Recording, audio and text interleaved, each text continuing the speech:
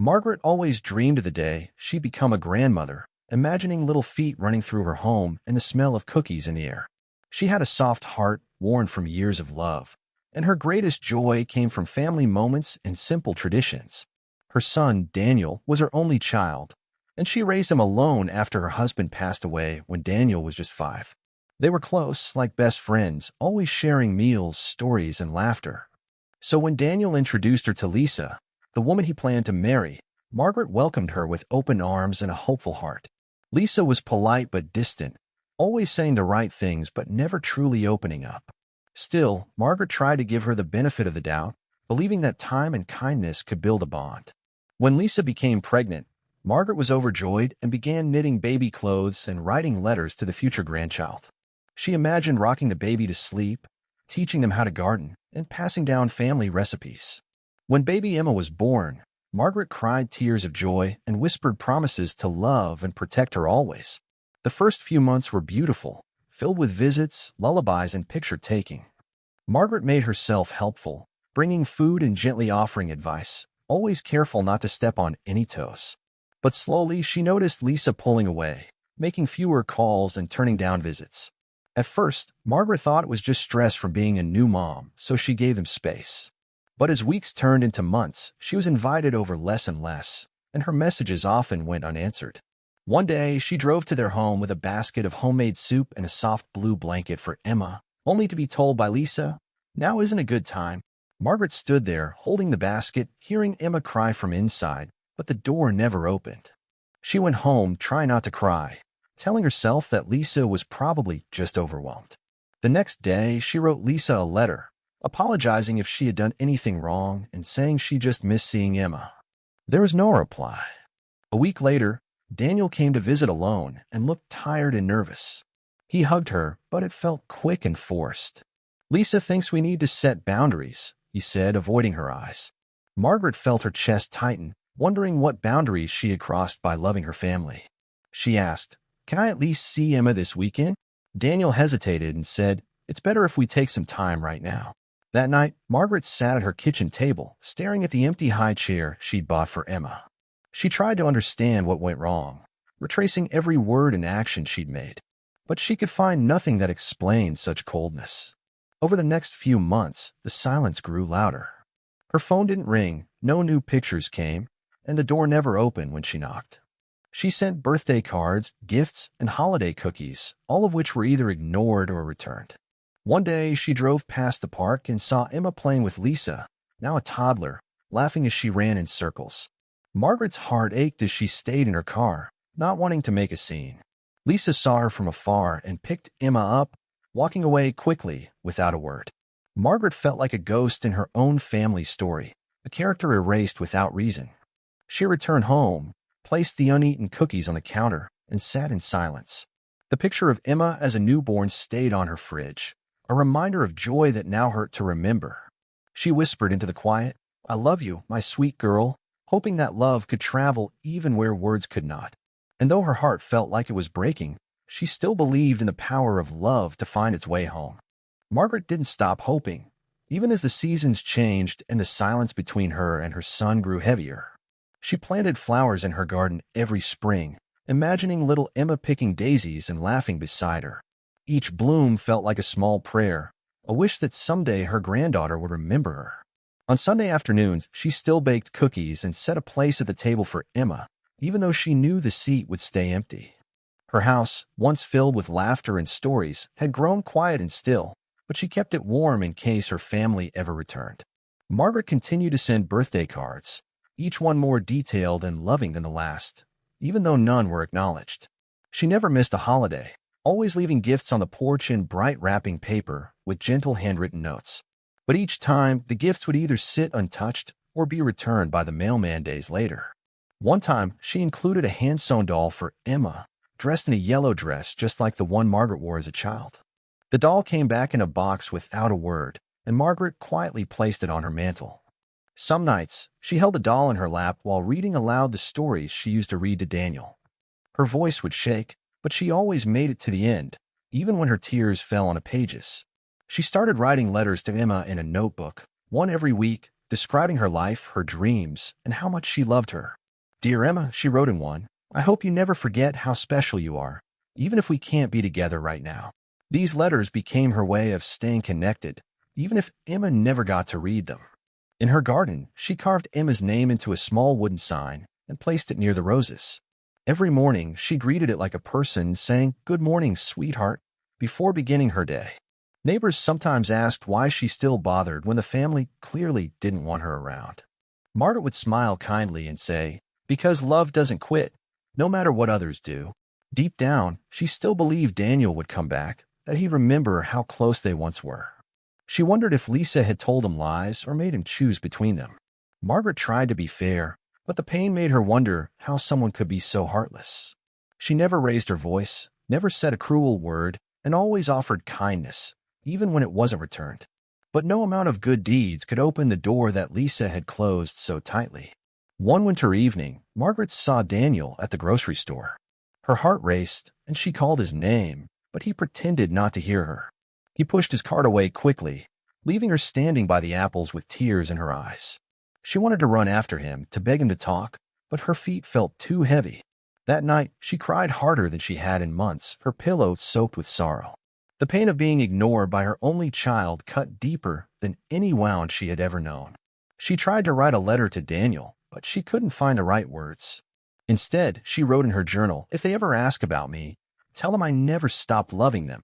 The next morning, she placed a fresh bouquet on her porch, just in case they visited. Days turned into weeks, and still no one came. Margaret began to wonder if Emma even knew she existed anymore. Did she think Margaret had abandoned her, or did she even remember her face? These thoughts haunted her more than the loneliness ever could. But even as the pain grew, so did her determination to stay kind, to stay gentle, and to never give up. She whispered into the wind again and again, "I love you, Emma," hoping the words would travel to her heart. Because even if they never saw her again, Margaret refused to let her love be forgot. Spring came again, and with it came the sound of children playing in yards and the smell of blooming tulips. Margaret sat on her porch each afternoon, watching the neighborhood come alive, secretly hoping Emma might walk by one day. She imagined Emma as a little girl now, maybe 4 years old, with bright eyes and a curious mind just like her father's. Margaret had saved every baby photo Daniel had and looked through them often, wondering if Emma resembled him. She thought about how she used to read to Daniel under the old oak tree in their yard, and how he used to giggle whenever she made silly voices for the characters. Now she imagined Emma sitting there too, listening and laughing, her tiny hands wrapped around a teddy bear. The teddy bear still sat on the shelf inside, clean and waiting, just in case she ever came.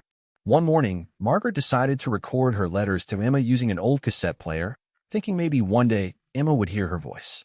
She poured her heart into every word, telling stories of their family, of Daniel as a little boy, and of all the love she still carried in her heart.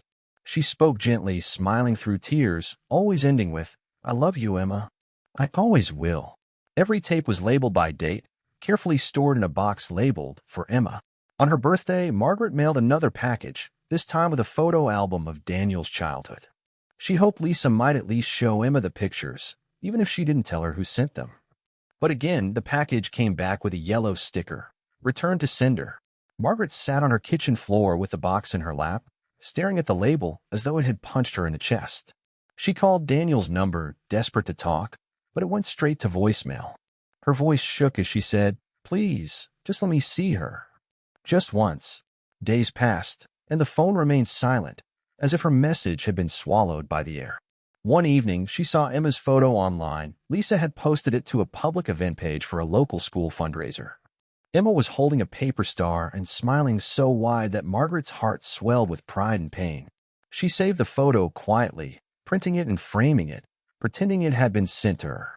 She stared at it for hours, memorizing every detail of Emma's face. From that day on, she started drawing pictures of the two of them together, at the park, in the kitchen, or walking in the garden. The drawings weren't perfect, but they were full of love and imagination. She taped them to the walls like artwork in a museum, a silent gallery of hope and dreams. One picture showed Emma holding Margaret's hand while looking up at the stars. Beneath it, Margaret wrote in soft pencil, "Someday." She even started writing a book called The Girl with the Bright Eyes, a simple story about a grandmother's love. It was a fairy tale, really, about a girl separated by distance but connected by love that traveled on the wind. Each chapter was filled with gentle words and magical moments that mirrored her own heartbreak. She printed the pages and placed them in a binder labeled, "For Emma, Someday." Sometimes she'd sit and read it aloud, imagining Emma curled up beside her listening. It made her feel close to her, even if only in her heart.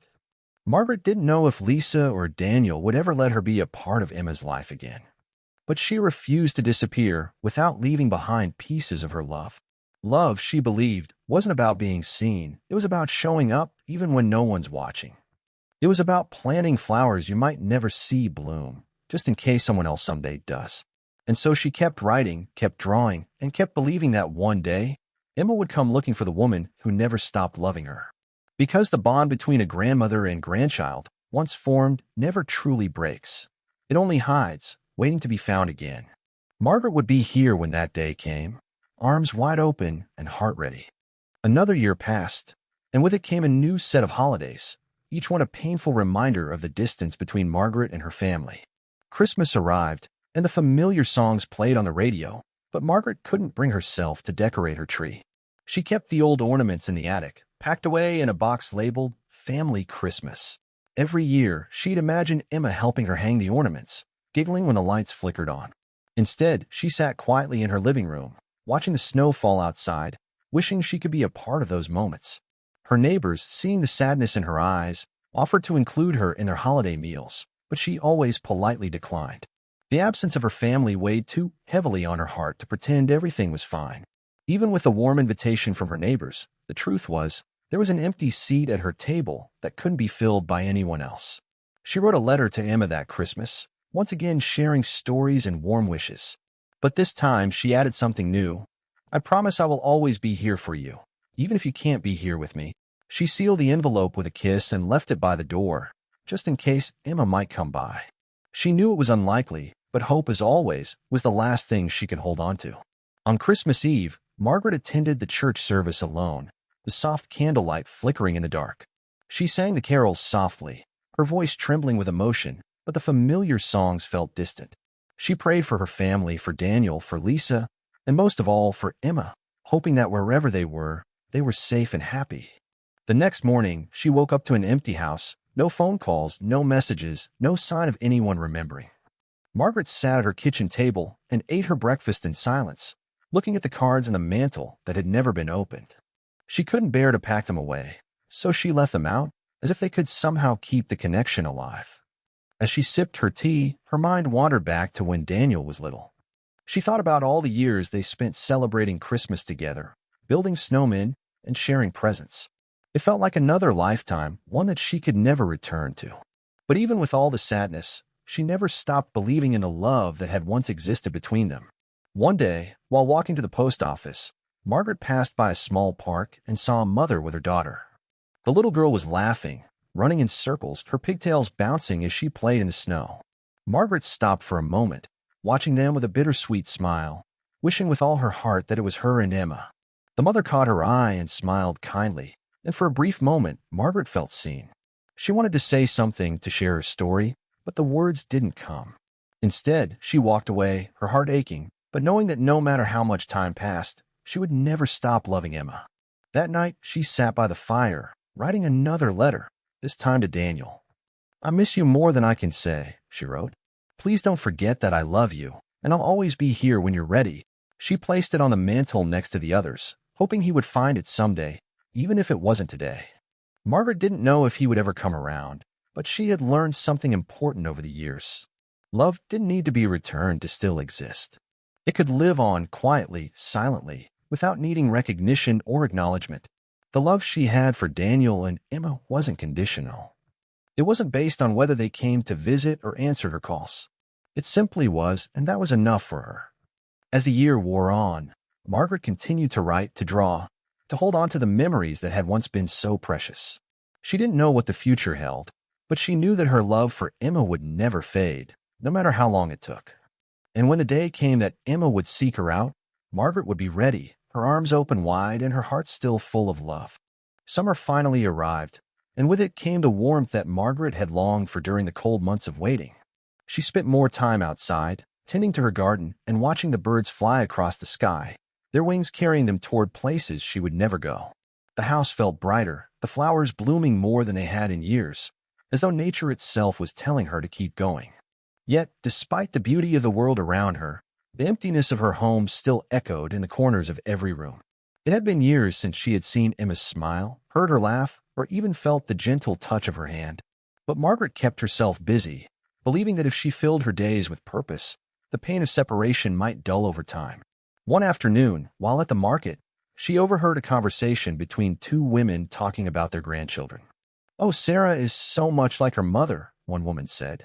"She loves baking cookies with me, just like we used to when she was younger." The other woman smiled, nodding in agreement. "I'm so lucky to have them in my life. I don't know what I'd do without my grandkids." Margaret's heart broke a little at the thought. She wished more than anything to be able to say those words. That night, she found herself sitting alone at the kitchen table, a single candle flickering in the dim light. She hadn't been to the mailbox in days, but tonight something urged her to check it one last time. Maybe, just maybe, something had changed. As she walked down the driveway, the familiar emptiness of the mailbox greeted her, but to her surprise, there was a small envelope inside. It wasn't from Daniel or Lisa, but it had a name she didn't recognize, Emma. Her hand shook as she opened the envelope, and inside was a simple note written in a child's handwriting. "I miss you, Grandma. Can we see you soon?" it read. Margaret gasped, tears immediately filling her eyes as she held the paper close to her chest. It was the first time in years she had received any kind of sign from Emma, and it was more than she had ever hoped for. The note didn't explain why it had taken so long, but it didn't matter. All that mattered was that Emma remembered her. Margaret didn't wait a moment longer. She grabbed her coat, rushed outside, and ran to the phone to call Daniel. It rang several times before he picked up, his voice cold but hesitant. "Hello," he said. "Daniel, it's Mom," Margaret replied, her voice trembling with excitement. "I just got a letter from Emma. She wants to see me." There was a long silence on the other end of the line. Margaret held her breath, wondering what he was thinking. Finally, Daniel spoke. I don't know what to say, Mom. I didn't think you wanted to see us anymore." "I've always wanted to see you," Margaret said, her voice breaking. "I've never stopped loving you, and I've never stopped hoping."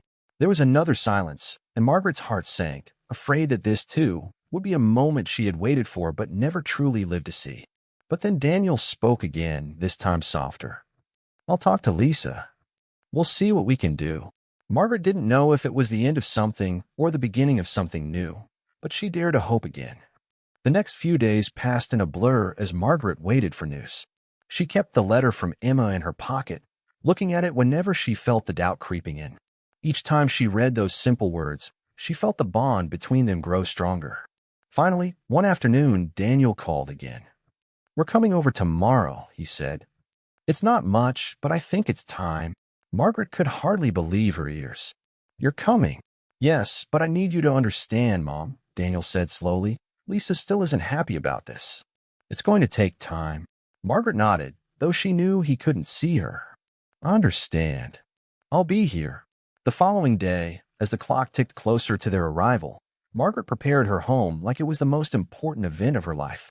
She baked cookies, cleaned every corner, and made sure her garden was as beautiful as the day Emma had first left, just in case her granddaughter was there to see it. The next day, as Margaret waited for Daniel's car to pull into her driveway, her nerves seemed to flutter in every part of her body.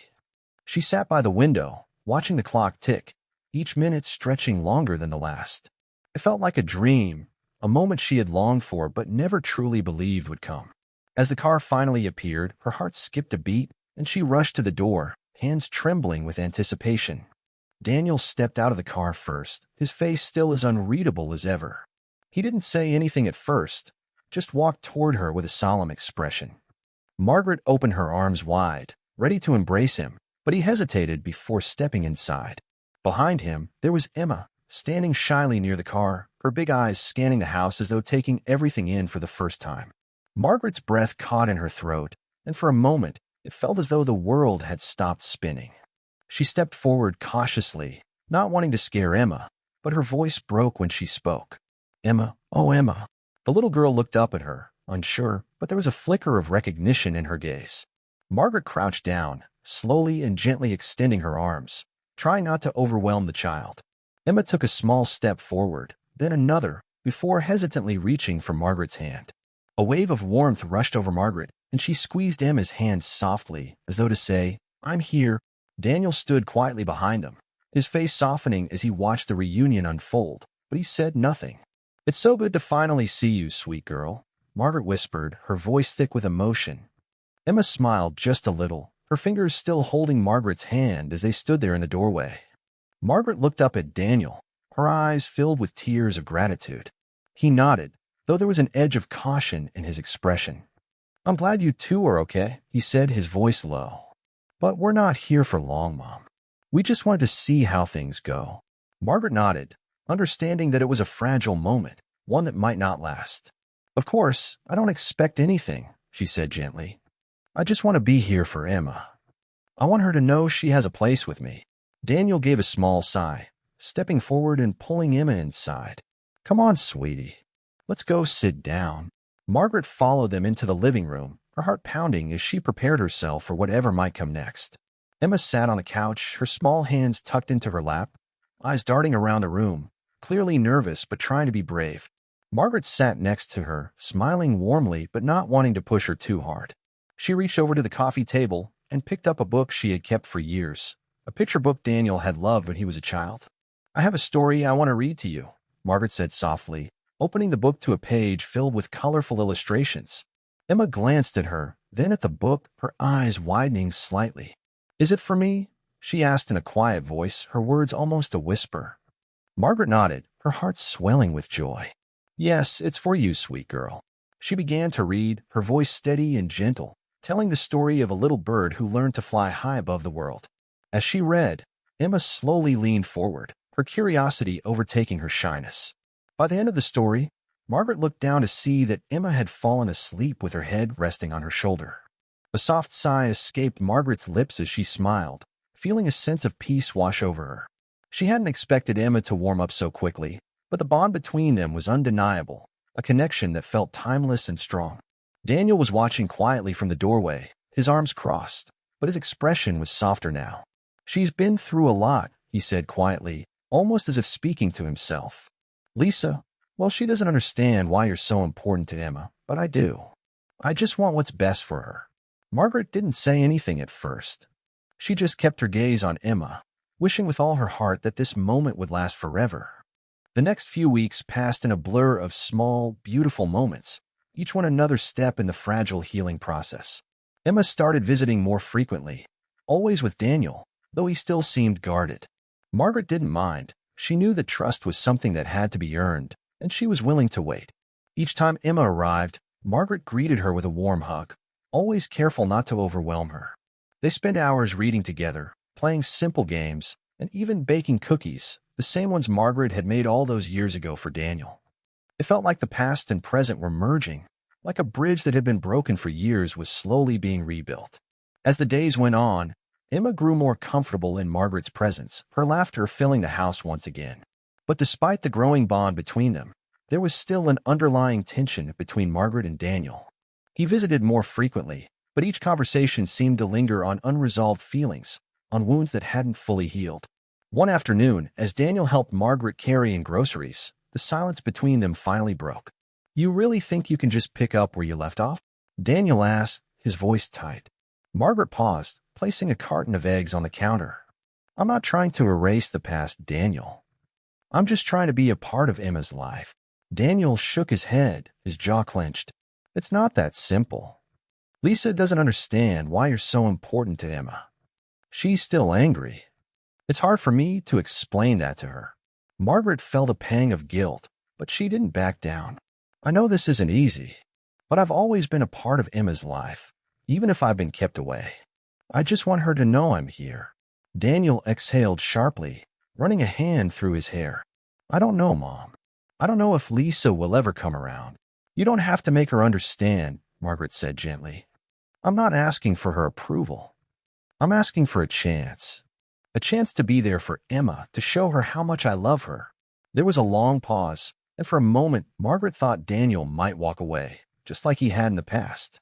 But then, to her surprise, He sighed and dropped his shoulders in defeat. I know you love her.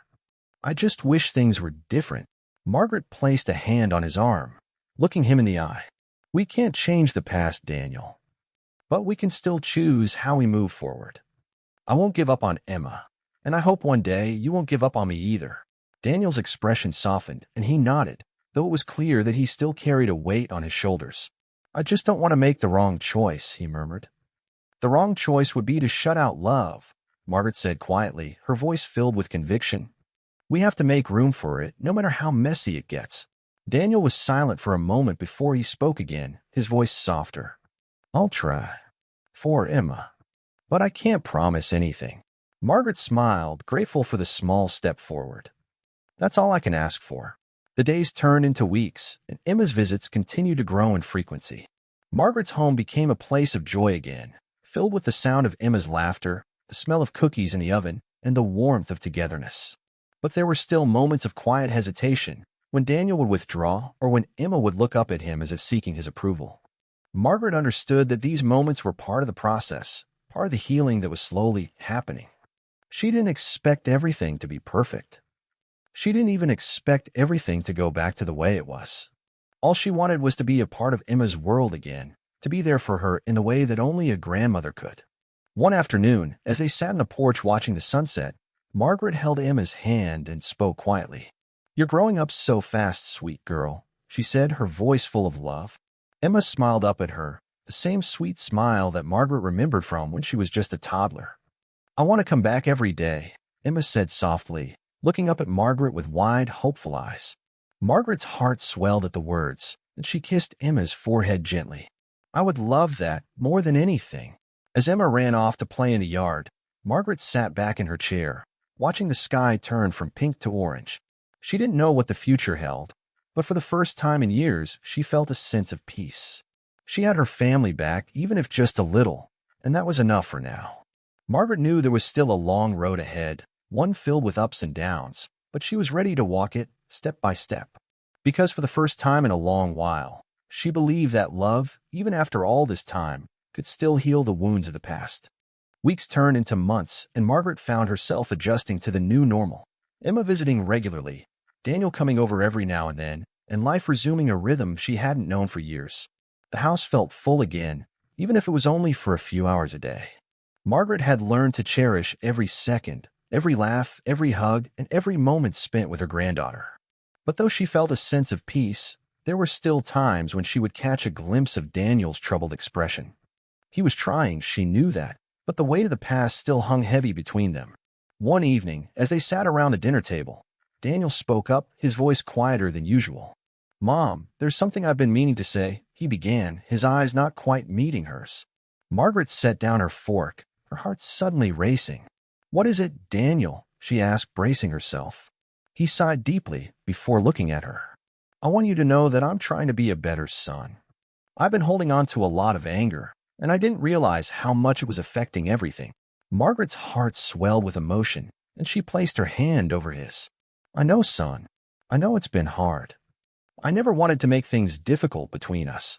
Daniel nodded, his expression a mixture of guilt and resolve. I'm sorry, Mom. I should have done more to help you see Emma, to help us all heal. I let my own bitterness stand in the way of what really matters. Margaret smiled softly, her eyes glistening with unshed tears. You don't need to apologize for everything, Daniel. We've all made mistakes. What matters now is moving forward. He looked at her, his face showing a mix of relief and uncertainty. It's just, I'm scared. Scared of losing Emma again. Scared that things might go wrong. Margaret's heart went out to him. She understood his fear all too well. I'm scared too, but I'm not going anywhere. And neither is Emma. We just have to trust that time will heal what's broken. Daniel looked down at his hands, his fingers twisting together nervously. I hope you're right. I just want her to have a chance to know you, and for things to be okay between us. Margaret gave his hand a reassuring squeeze. We'll get there, Daniel. One step at a time. The rest of the evening passed in relative quiet, with the weight of their conversation lingering in the air. Emma, oblivious to the tension that had been there moments before, finished her dinner and ran off to play outside. Margaret watched her with a sense of gratitude, knowing that every moment with Emma was a gift she wouldn't take for granted. But she also knew that there were still many challenges ahead, challenges that would require patience, understanding, and a willingness to forgive. That weekend, as Daniel and Margaret sat outside, enjoying the cool breeze, he spoke again. I think, I think Lisa is starting to understand a little more. She's still upset, but she's not as angry as she used to be. Margaret's heart skipped a beat at the news. That's a good sign, Daniel. He nodded, his expression thoughtful. It's slow, but we're making progress. And I think that's what matters. We're learning to communicate, to listen. Margaret smiled. I'm proud of you, son. It's not easy, but you're doing it. Daniel met her gaze, his eyes filled with a sense of determination. For Emma. And for you. The next few weeks saw small but significant improvements in the way their family interacted. Emma continued to grow closer to Margaret, her trust in her grandmother deepening with each passing day. She would run into Margaret's arms the moment she arrived, laughing and chattering excitedly about her day at school. And each time, Margaret's heart swelled with joy, knowing that the love they shared could never be broken by time or distance. One day, as they sat on the porch watching the sunset, Emma turned to her and asked, Grandma, will you always be here for me? Margaret smiled, feeling the weight of the question in her heart. Of course, sweet girl. I'll always be here for you, no matter what. Emma smiled back, her small hands wrapped around Margaret's. I love you, Grandma. Margaret's eyes filled with tears as she hugged Emma tightly. I love you too, more than you'll ever know.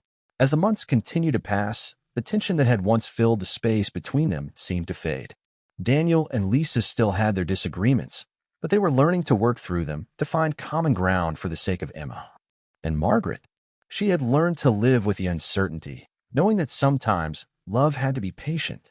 She knew there would be setbacks, but she also knew that her relationship with Emma was worth every moment of effort. The road ahead would not be without its challenges, but Margaret was ready to face them, one step at a time. Because after all these years, she finally had her family back, and this time she would never let go.